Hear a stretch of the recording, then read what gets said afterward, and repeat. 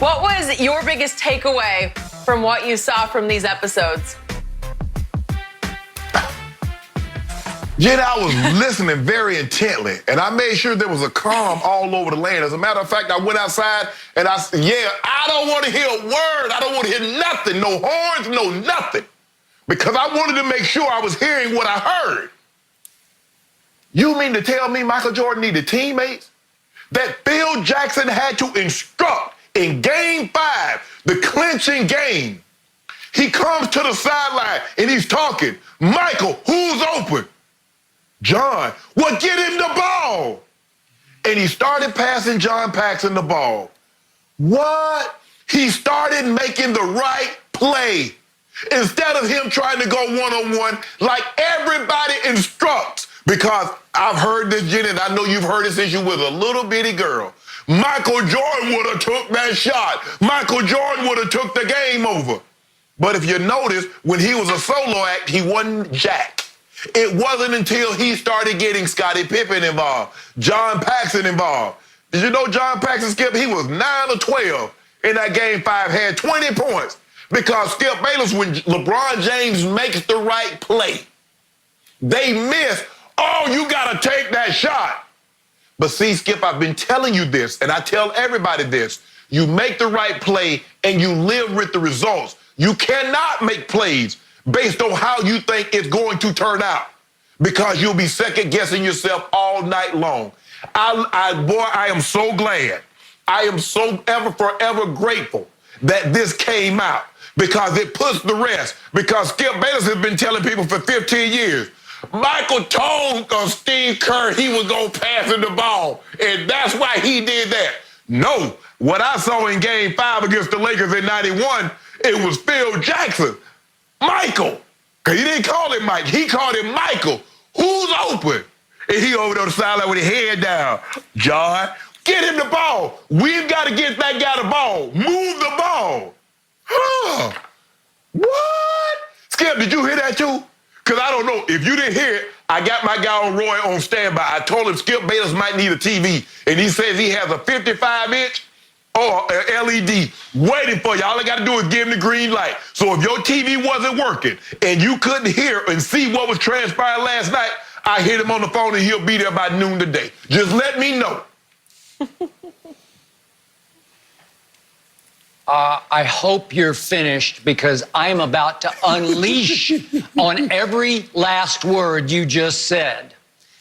Yes, you're right. That was Game 5, which became the closeout game of the Showtime Lakers. The Bulls were up 3-1 because of Michael Jeffrey Jordan on his way to becoming the MVP of that, his first NBA Finals victory and first MVP, and he went 6 for 6 in that category.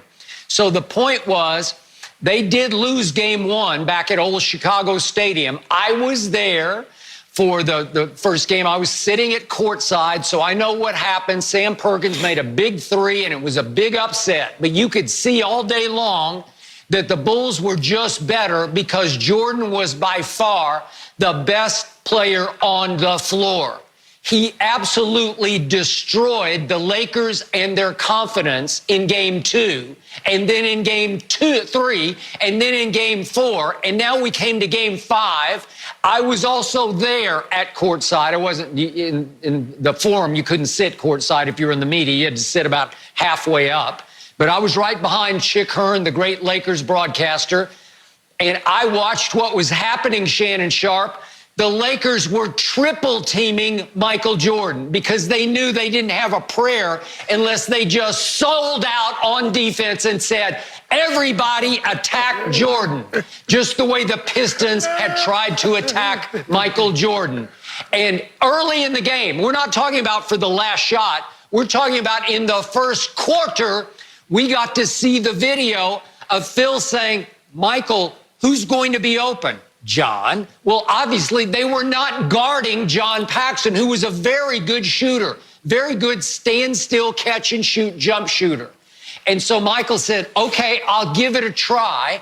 And John made his first jumper. And then he said, okay, I'll give it another try. And he made his second one. And Michael said, okay, he's got a hot hand. I'll feed him. And they tripled Michael, and he kept feeding John Paxson. They weren't three-point shots. They were two-point jump shots. I'm talking about wide open, 18-foot, oh, you're really going to let me have this kind of jump shots. And he kept catching it, going up, and shooting the equivalent of free throws. And he made 9 of them, and he scored 20 points. And it was the difference in a game that wound up 108-101 Bulls. It wasn't even really close. It was, in the end, they just pulled away pretty easily because Jordan scored 30 and Paxson scored 20. So I have no idea why you're trying to make such a big deal out of that.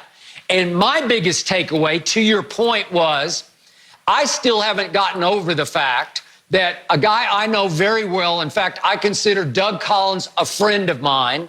And when he coached Michael for those first 3 years after Stan Albeck, his whole idea was, I've got the best player on the planet. The classic, the money quote last night was my man sitting there saying, Doug Collins saying, gee, do you realize I'm coaching a guy who's the MVP of the league?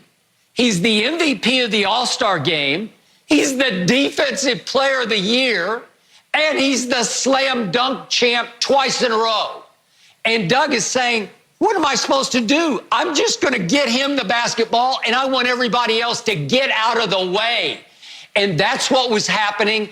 And if Michael had grown up under Doug and gotten to the point where the great Tim Grover, his trainer, had said, we need to put on 15 pounds of muscle, I believe Doug Collins could have coached Michael and the Bulls to at least as much success as Phil Jackson did.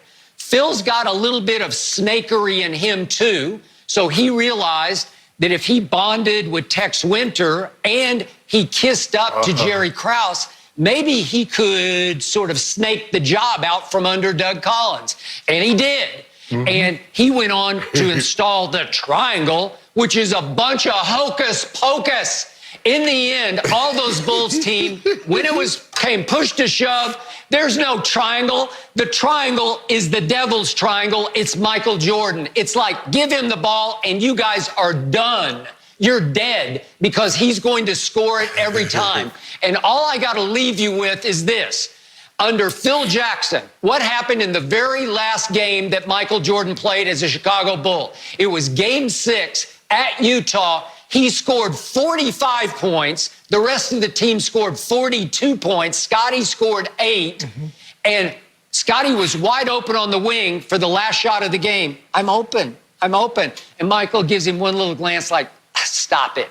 And he goes up and holds the pose on Brian Russell. And you know the rest of the story. That team it started with Michael Jordan and it ended with Michael Jordan. So I appreciate you bringing all that up. Skip, I'm not so sure, Skip, had Michael remained a solo act, they would have won the title, Skip, because the other players all of a sudden started to feel like they're involved once Phil came along.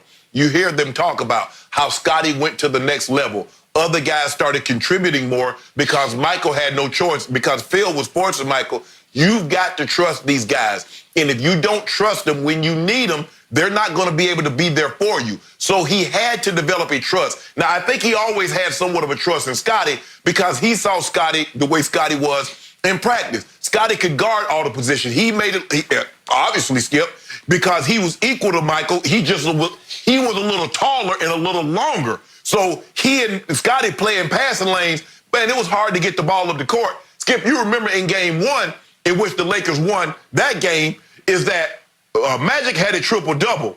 Then they put Scotty on him. Scotty was picking up Magic Johnson. No question about it. The greatest point guard of all time, 94 feet. What player you know, Skip, is going to pick up another player? Ain't nobody picking up James Harden 94 feet. Ain't nobody picking up Steph Curry for an entire game and for the remainder of the series, 94 feet. But that's what Scotty did. And that really changed the series, Skip. And when you look at it, yes, Michael, 88, 89, and 90. They got beat by the Pistons. And guess what happened, Skip? They lost 4-1 in the second round, and Michael had all those accolades. He was regular season MVP, All-Star game MVP, dunk So in other words, because when what you do here,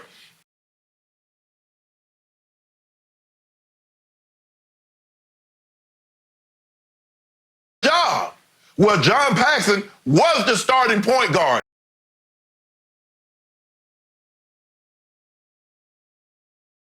On that team for those wins.